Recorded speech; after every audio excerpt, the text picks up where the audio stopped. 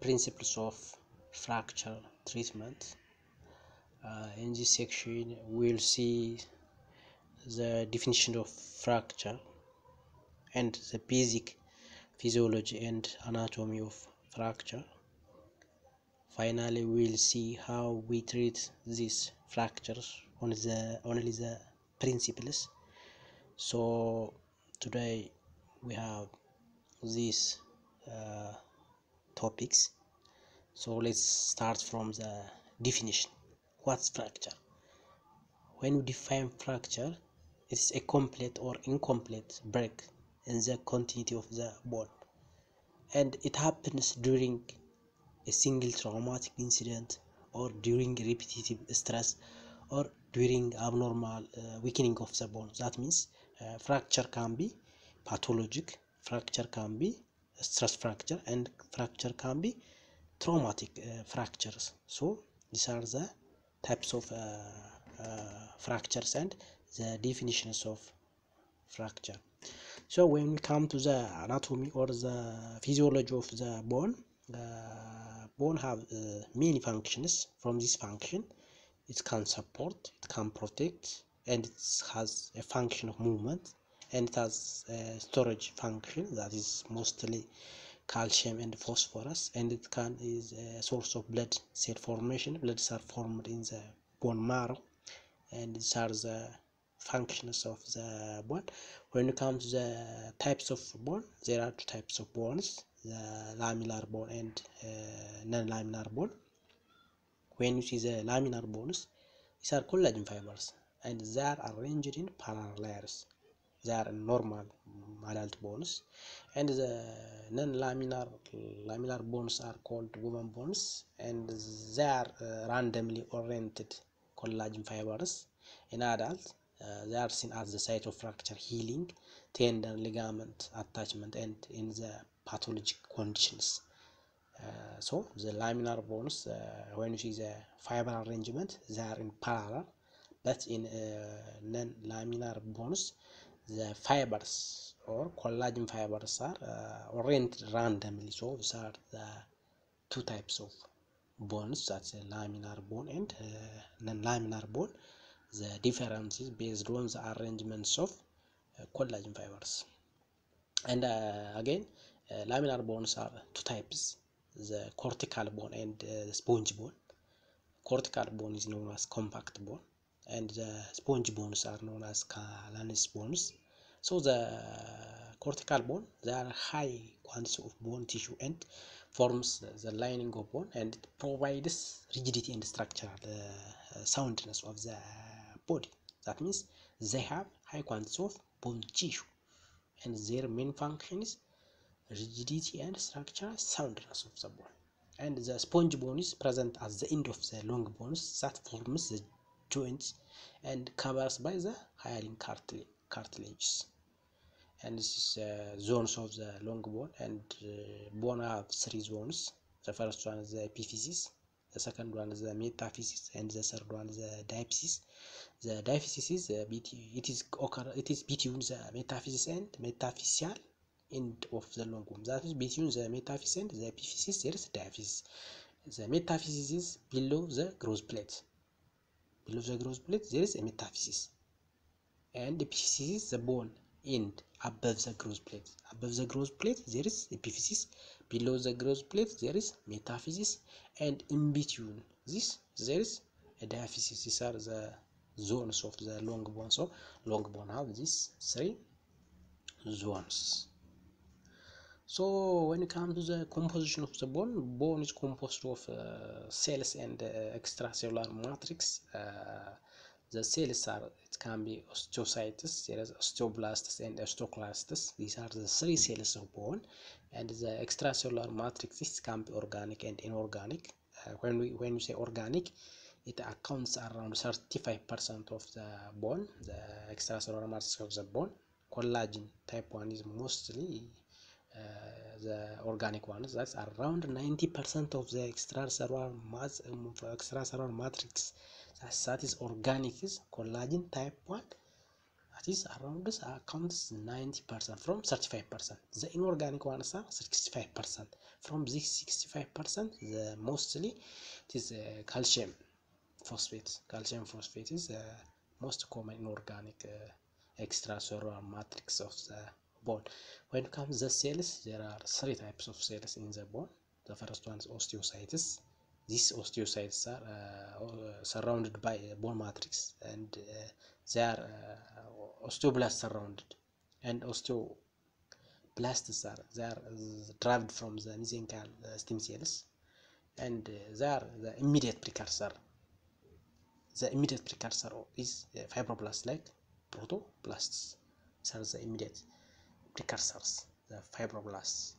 The osteoclast is derived from the hematopoietic stem cells, and they are multinucleated cells whose function is bone resorption. So the function of osteoclast is bone resorption, and the function of osteoblast is bone formation, and the function of osteocytes, they are important for the metabolism of the bone.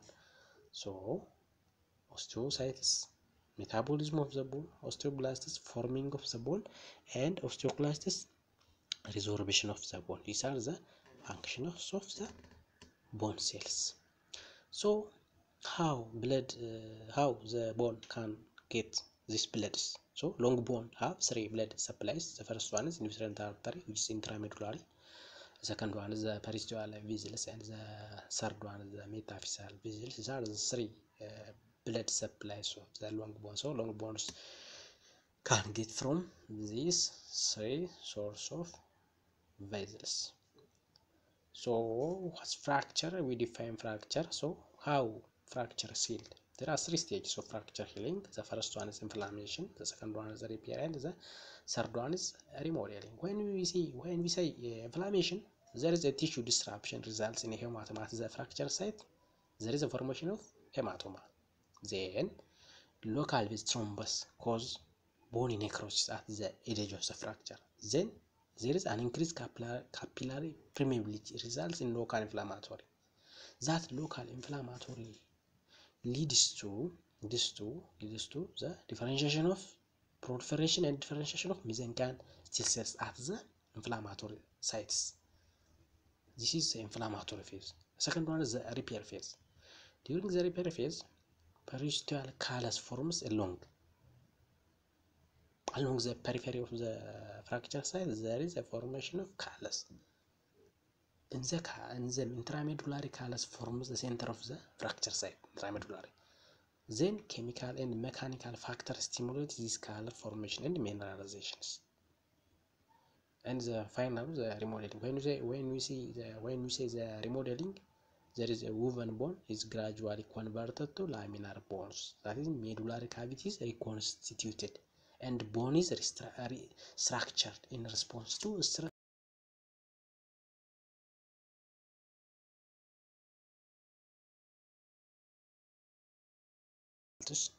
So classification of fracture is important.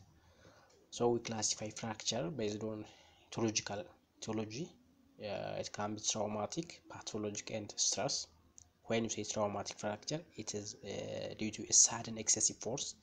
It can be direct and indirect. When you say pathologic fracture, it is due to abnormal weakening of the bone. It can be due to tumors. It can be due to metabolic disorders, or it can be due to corticosteroid use. And the third one is stress fracture. It's due to repetitive minimal trauma to the same site that results fracture. The second classification is clinical classification. It can be simple or closed fracture, and compound or open fracture. The simple or closed fracture is it is an intact overlying skin. There is an opening in the skin. There is an intact skin, overlying skins. And compound is there is a breached skin or body cavity. There is a breached skin or body cavity during compound fractures. And the third one is the radiological fracture of the radiological fracture. That means the classification of the third types of classification is radiological classification. That's based on this radiological classification, we classify fractures as transverse, oblique, spiral, segmental, depressed, impacted, and greenistic can be identified or classified based on radiologic findings. To say this, how we diagnose fracture. So when we classify fracture, then how we diagnose these fractures. Clinically, based on history of injury, there may be pain, swelling, or bruising, loss of function, or deformity. There may be associated injuries like blood in the urine, shortness of breath.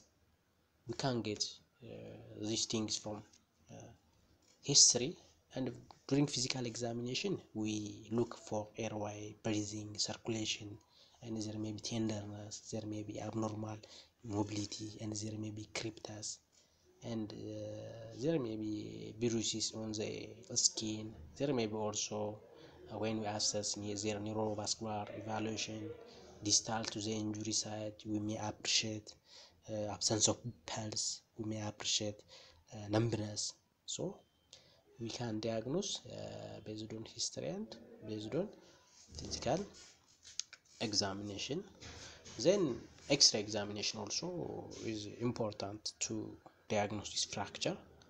So the essential ones, it confirms the diagnosis of fracture, it shows displacement and pattern of fracture, and to decide the techniques of treatment, X-ray is important. So there are rule of two on a fracture during X-ray. There is a rule of two. That means there must be two views, that is anterior, posterior, and lateral view. Two joints, that means joints above and below the fracture site, and two limbs, especially in children for comparison, and two injuries. That means severe force often causes injuries greater than one level, and the fifth one, two occasions. So these are the rule of two. During X-ray examination of the fracture, we must see, or we must remember this rule of two and do accordingly.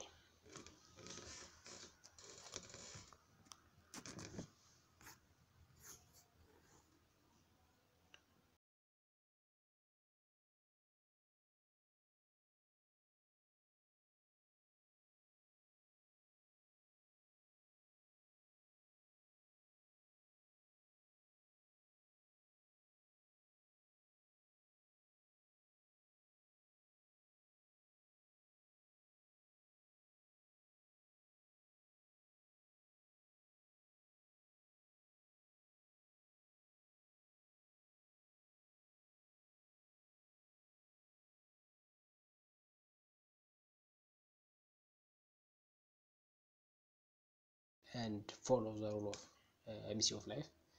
Then we splint the injured limb. This helps, the splint helps us decrease of tissue damage, that means nerve and vessels, and closed fractures are saved to become open, and it relieves pain, and it decreases the incidence of clinical fat embolism and shock, and patient transportation and radiograph studies are easier when we splint the injured sites. So there are non-operative and operative managements.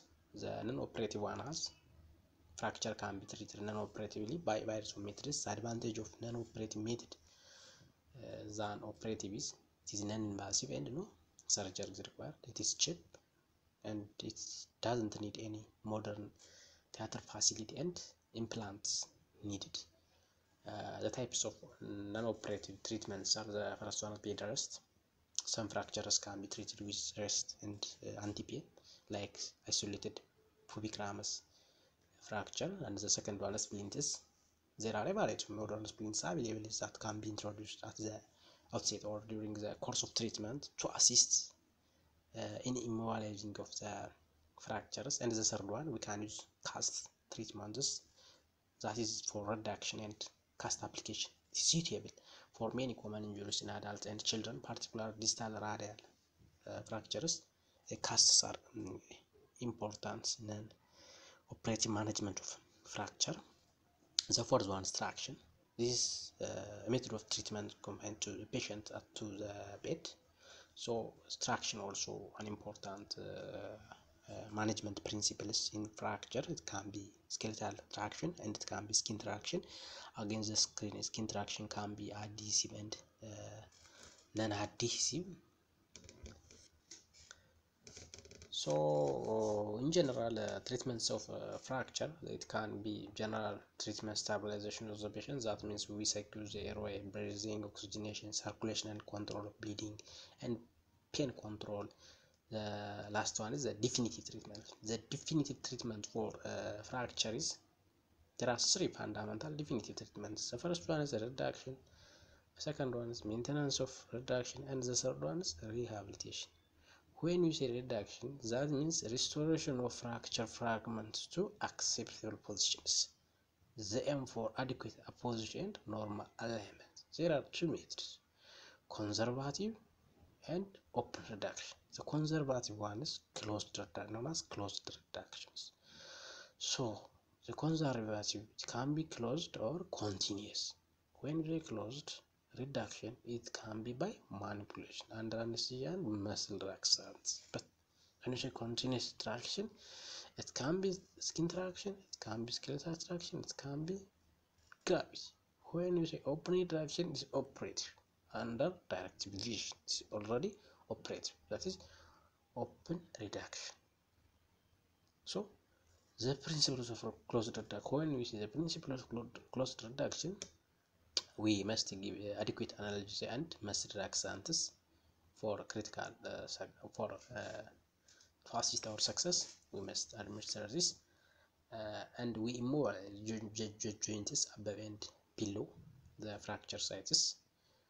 Then we maintain the reductions. It can be there are different acceptable maintenance reduction techniques. Mostly we use the cast, we use the continuous traction, and we use the internal fixation, and we use also the external fixation. These methods are for reduction. These are cast splint, continuous traction, internal fixation, and external fixation. These are the four methods of reductions.